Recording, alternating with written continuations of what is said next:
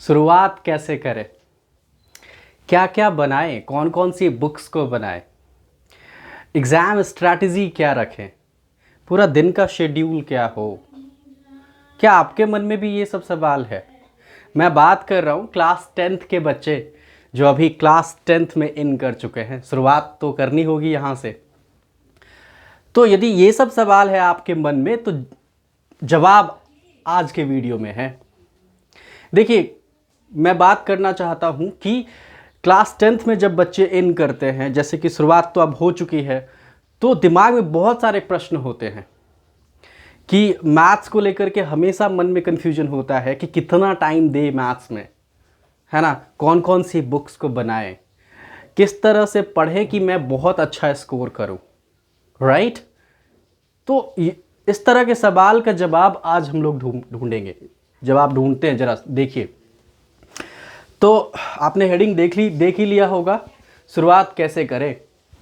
जरा बात करते हैं आज इस टॉपिक पे। फिर जैसे कि मैंने हमेशा ही कहा है कि मैथ से लेकर के जो भी किसी भी तरह की क्वेश्चंस हैं आपके मन में, तो प्लीज़ मेरे यूट्यूब चैनल पे को सब्सक्राइब करके और ढूंढते रहिए जवाब, राइट। तो मैं बात करूंगा आज कुछ पॉइंट्स को लेकर के बात करेंगे ताकि आपके हर वो कन्फ्यूजन दूर हो जाए जो आपके मन में है क्लास 10th के मैथमेटिक्स से लेकर के। तो देखिए, किन किन बातों का आपको ध्यान रखना चाहिए। पॉइंट नंबर 1, कौन कौन सा बुक्स बनाए, है ना। बुक्स, मन में तो ये सवाल होता होगा कि कौन सा बुक्स बनाए। देखिए, एनसीईआरटी तो प्रेफर करना ही है, दैट इज मस्ट। एनसीईआरटी तो आपको बनाना ही बनाना है, ठीक है।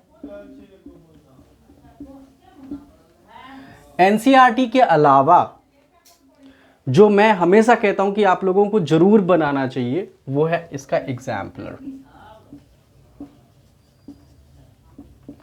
ठीक है। एग्जाम्पलर की बात कर रहा हूं। एनसीईआरटी की जो एग्जाम्पलर बुक आती है, प्लीज उसको भी बनाइए। यदि आप लोगों ने, यदि कोई भी, मान के चलिए हमने फर्स्ट चैप्टर खत्म कर ली, रियल नंबर, तो अब उस रियल नंबर को एग्जाम्पलर से भी बनाइए, ठीक है। यदि आप इसके बाद भी आपके पास टाइम है तो फिर आप एक्स्ट्रा बुक के लिए जा सकते हो। That can be RS Agarwal हो सकता है, RD शर्मा हो सकता है, बहुत सारे बुक्स हैं, तो आप उसको बना सकते हैं। But these two are the must कह सकते हैं आप इसको, दीज टू मस्ट है। और इसके अलावा जो मैं कहूँगा, ठीक, बुक्स तो समझ आ रहा है कि आपको एनसीईआरटी बनानी है, एनसीईआरटी एग्जाम्पलर बनानी है, या फिर उसके अलावा हमें RD शर्मा या फिर RS अग्रवाल की बात करेंगे। ओके, नेक्स्ट पॉइंट की बात करते हैं, कितना टाइम देना है हमें। मैं बात कर रहा हूँ मैथ्स को लेकर के। आप सेम स्ट्रैटेजी साइंस के लिए भी रख सकते हैं। टाइमिंग की बात होगी तो बाकी सब्जेक्ट को थोड़ा कम दे सकते हैं, क्योंकि ज़्यादा प्रेफर, जहाँ ज़्यादा प्रॉब्लम होती है हमें थोड़ा समय वहीं निकाल के रखना होगा।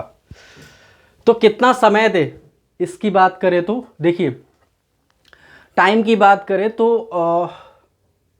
सेल्फ स्टडी में आपको कम से कम, मिनिमम जो है मैं कहूँगा कि कम से कम 2 घंटे, एटलीस्ट 1.5 या 2 आवर्स आपको मैथ्स पढ़ना चाहिए।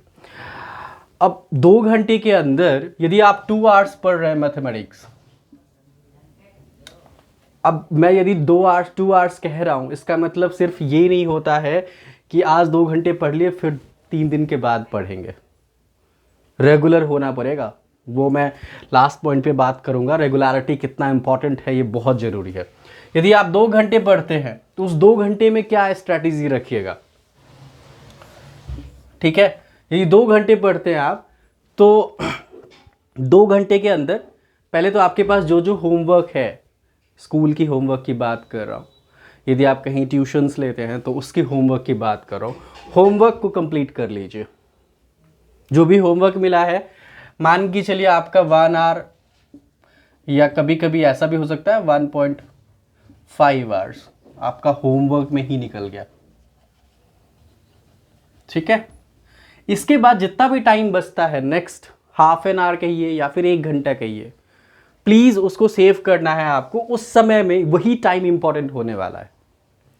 जो भी पढ़ाई हुई है अभी तक इन द सेंस स्कूल में जो पढ़ाई हुई है या फिर जो भी आपको होमवर्क मिला है, जरा उसको समझिए, उसके कॉन्सेप्ट को फोकस करिए। आप उसके कॉन्सेप्ट को उसको रिवाइज करिए, कॉन्सेप्ट को फोकस करिए, उसको रिवाइज करिए और उसमें से क्वेरीज फाइंड करिए, फाइंड क्वेरीज। समझ पा रहे हैं मेरी बात? जो आपके पास नेक्स्ट बचा हुआ टाइम है उसमें क्वेरीज निकाल के रखिए कि नेक्स्ट डे यदि मैं जाता हूं तो यहाँ मेरे पास प्रॉब्लम है, मैं अपने सर से या मैडम से जिससे भी पूछना चाहूँ स्कूल में, या फिर मेरे चैनल पे आप क्वेश्चन डाल सकते हैं, मैं आपको ज़रूर हेल्प करूँगा। ठीक है? तो 2 घंटे का स्ट्रैटेजी या फिर 1.5 आवर का स्ट्रैटेजी आपको रेगुलर रखना पड़ेगा मैथ्स को लेकर के। बुक्स बनाने के लिए मैंने कहा एनसीईआरटी बुक्स बनाइए, और कैसे बनाना है इसको मैं टाइम टू टाइम आपको बताते रहूँगा। देखिए, जब आप एनसीईआरटी की बुक बनाते हो या फिर एग्जाम्पलर की बुक बनाते हो तो डायरेक्ट एक्सरसाइज नहीं समझना, एक्सरसाइज नहीं बनाना, सिर्फ क्वेश्चन बनाना नहीं आना चाहिए आपको। मैं हमेशा कॉन्सेप्ट की बात करता हूँ।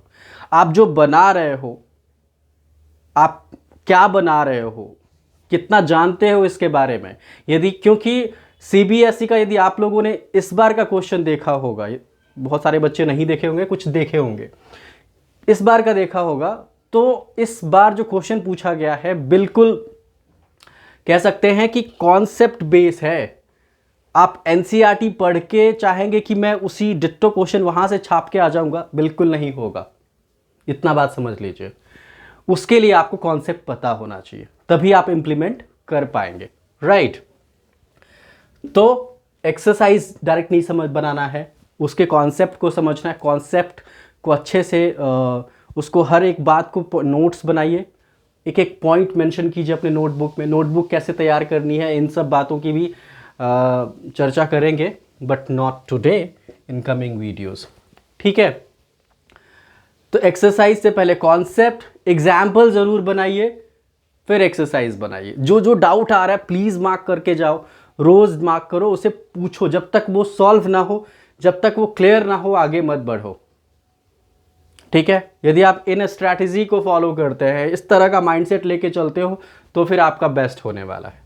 मैंने नेक्स्ट पॉइंट वही रखा है कि आपको फोकस करनी है कॉन्सेप्ट पे, क्वेश्चन पे नहीं, कॉन्सेप्ट। यदि कॉन्सेप्ट क्लियर हो जाएगा आपका, आपको यदि ये पता चल जाए ना कि जैसे मान के चलो ट्रिगो के क्वेश्चंस आप बना रहे हो या फिर रियल नंबर ही बना रहे हो, तो रियल नंबर के अंदर यदि आपको ये पता चल जाए कि प्राइम फैक्टराइजेशन में से एचसीएफ और एलसीएम कैसे निकालते हैं, है ना, उसमें यदि रिमाइंडर वाला क्वेश्चन आ जाए तो कैसे करें, यदि ये सब माइंड में क्लियर हो जाए, तो फिर उस तरह के किसी भी टाइप का क्वेश्चन आए, मतलब वैल्यू चेंज करके आए, कुछ भी आए, तो यू कैन ऑलवेज सॉल्व ना। तो concept is always important, right? आप क्या बना रहे हो, तो और ये कॉन्सेप्ट क्लियर कैसे होगा? पढ़ने से होगा सर, टाइम देने से होगा। उसके जो आप बना रहे हो उसको समझो, क्या बना रहे हो को दोबारा बनाओ, जब तक क्लियर ना हो बनाते रहो। ठीक है? नंबर 4 की बात करेंगे अपने। हाँ, ये काफ़ी इंपॉर्टेंट होने वाला है, स्किल्स को टेस्ट करना। मान के चलिए आपने पूरे हफ्ते पढ़ाई कर ली, ठीक है, कुछ तो पढ़ा, 3-4 दिन मैथ्स बनाया आपने, मैथ्स के अंदर आपने फर्स्ट चैप्टर ख़त्म ही कर ली, रियल नंबर ख़त्म कर लिया, तो आपको ना अब स्कूल के लेवल पे टेस्ट तो होता ही है, यदि आप कहीं ट्यूशन्स लेते होंगे तो वहाँ भी टेस्ट होता होगा, तो आपको अपने लेवल पे भी स्किल्स को टेस्ट करते रहना है। कैसे टेस्ट करेंगे आप? वीक के जैसे संडे होता है या फिर सैटरडे, जिस दिन छुट्टी होती है आपको, कोई एक दिन आप चूज़ कर लीजिए, पूरे हफ्ते में आपने जो पढ़ाई करी है उसमें से रैंडमली आप कुछ 5 से 10 क्वेश्चन के बीच में सेलेक्ट कर लीजिए कि यार ये क्वेश्चन जो कि आपको, अब देखिए आप खुद सेलेक्ट कर रहे हैं तो इस बात का ध्यान रखिए कि ना तो वो मतलब आपके लिए इजी क्वेश्चन सिलेक्शन नहीं होनी चाहिए, ठीक है, वो ध्यान रखना है। आपको पता होता है कि कौन सा मुझे आता है कौन सा नहीं आता है, तो स्किल्स को टेस्ट करना है, तो ये ऑनेस्टी तो आपको बना के रखनी पड़ेगी। तो वीकली आपको टेस्ट लेना है, 5 से 10 क्वेश्चन रैंडमली सेलेक्ट कीजिए कि ये क्वेश्चन, और फिर चेक करिए कि मेरा कॉन्सेप्ट कितना क्लियर है। यदि आप ऑनेस्टली ये करते हो ना, तो देखिए ये सारी बातें जो है आपके खुद के डिज़ायर के ऊपर डिपेंड है। आप कितना जो है ईगरली चाहते हो कि मैं अच्छा करूं। यदि आपके अंदर से वो निकल के आ रहा है ना, तो कोई नहीं रोक सकता, ये मैं हमेशा कहता हूं। तो टेस्ट करिए, आप अपने आप को वीकली टेस्ट करिए। और फिर लास्ट में मैंने कहा कि रेगुलरिटी, जो कि आपको हमेशा रेगुलर होना पड़ेगा सर। मैंने हमेशा कहा कि यदि आप मान के चलिए 2 घंटा पढ़ रहे हैं, कुछ दिन पढ़ा फिर बाद में गायब ही हो गए, तो वो नहीं चलेगा, ठीक है। तो रेगुलर होना पड़ेगा आपको, और रेगुलर इन द सेंस कि आप जब बना रहे हो तो प्लीज़ फोकस करके हर एक चैप्टर्स को ख़त्म करिए, नोट्स बनाइए, उस चैप्टर के कॉन्सेप्ट को समझिए फिर, और जो डाउट मार्क करिए। डाउट जो है अपने टीचर्स, अपने जो आप मेरे चैनल से पूछ सकते हो, कहीं से भी पूछ सकते हो, यू कैन आस्क, ठीक है। तो ये इन सब बातों का यदि आप ध्यान रखते हो तो आपका मैथ्स शुरुआत करने का मन में जो क्वेश्चन है ना कि क्या बनाएं, किस तरह से बनाएं, किन किन बातों कितना टाइम पढ़ें, ये सब बिल्कुल निकल जाएगा आपके दिमाग से, ठीक है। शुरुआत कर लीजिए।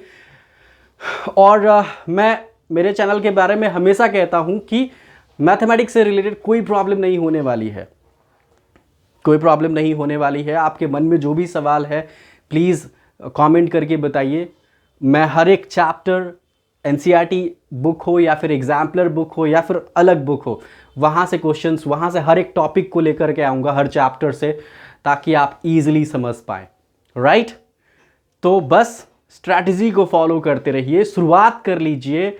और क्योंकि टाइम अब बिल्कुल नहीं बचा, शुरुआत करने का समय आ चुका है, 1 अप्रैल है आज। तो चलिए, that's all for the day. Thank you so much, bye bye.